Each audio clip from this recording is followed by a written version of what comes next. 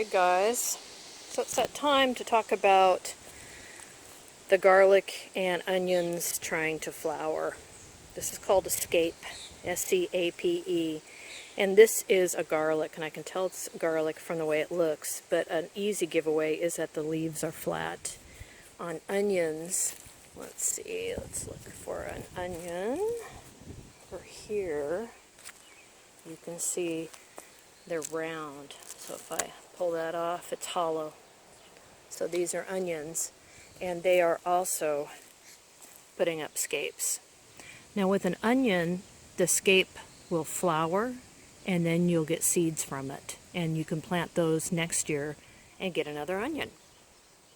However, if you let the scapes flower and get big and beautiful, power stops going into the bulb, so they're really not that great for harvesting. But every year I do let some go to seed because I want to be able to plant these this much again. Now with the garlic it's a little different. The scapes can give you bulbils. I can never say that word right. Tiny little cloves, which you can plant and in 2 years' time get a whole head of garlic.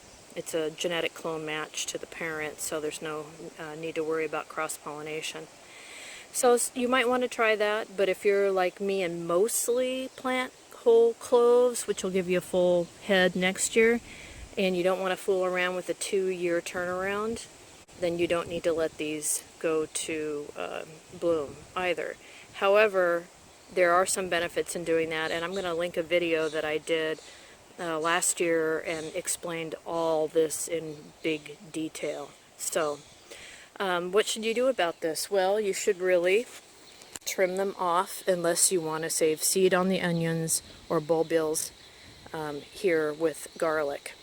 These are not elephant garlic, this is regular garlic. Elephant garlic gives corms, C-O-R-M-S, but those are attached to the root, they don't come from the head.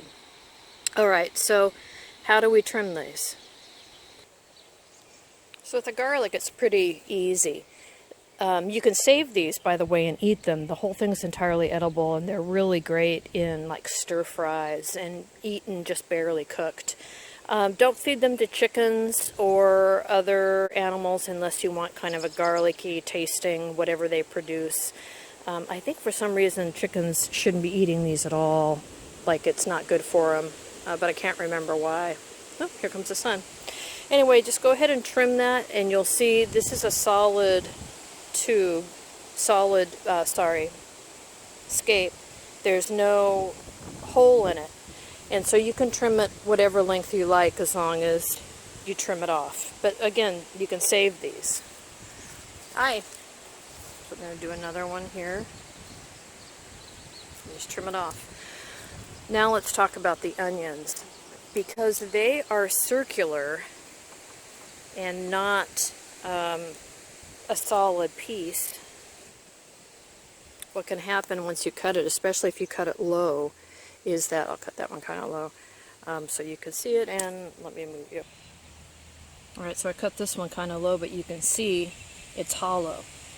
Now, unfortunately what happens is that rain will get caught in here and go down into the bulb and it will rot from the top. That's my pro tip of the day. You probably already know about removing the scapes, but with onions it's important to cut up as high as you can to leave as small of a hole as you can. So if you cut way up top, come on, focus, you'll see it's solid in there. But if you cut very low, here's an old one I trimmed off, you'll see there's a hollow hole in there, which accepts water and will rot your bulb. So, anyway, that's what you do with them, and remember to cut them off. Alright, you guys, I'm going to get out of the storm. See you later. Let me know if you have any questions.